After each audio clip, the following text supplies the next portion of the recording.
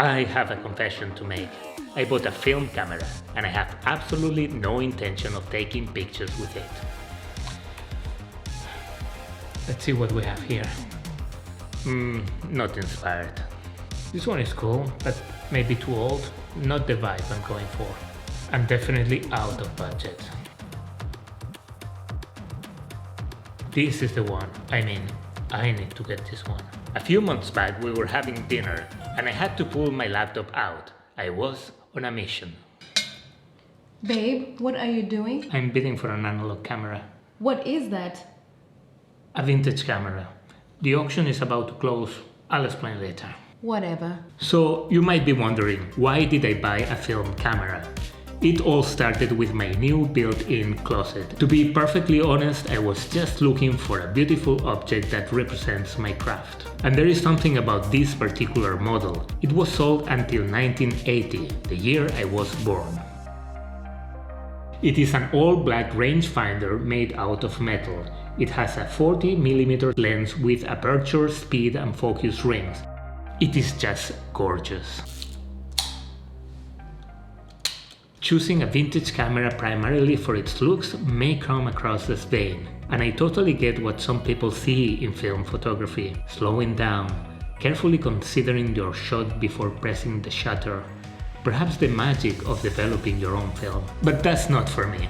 I can barely get around to edit the digital pictures that I take every now and then, and the retro look never did anything for me. If you're wondering where I got these little tripods to display my camera, the answer is Temu. Normally I prefer to spend more money and go for a product that will last me forever, but in this case there were no other options. These are the only tiny tripods that I could find on the market. So what else did I get for my bookshelf? It's time to talk about two things I cannot live without: plants and books. The problem with cute little pots and cute little plants is that you have to water them very often. So the smallest plant died already, but I'm just replacing it by a succulent plant that does not require much attention. Voila. So what about books? Don't tell me you're looking for book recommendations. I'm so glad you brought up the topic. These are some of my all-time favorites. Disgrace by Coetzee. The life of a university professor in South Africa goes down the toilet. Read it now. Thank me later.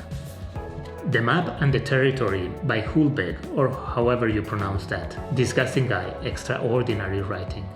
And finally, The Savage Detectives and 2666 by Roberto Bolaño, because life without Latin American literature is just not worth living.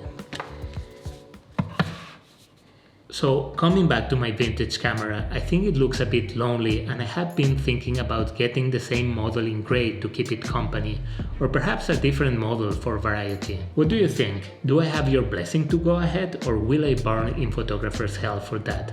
Let me know in the comments. See you when I see you.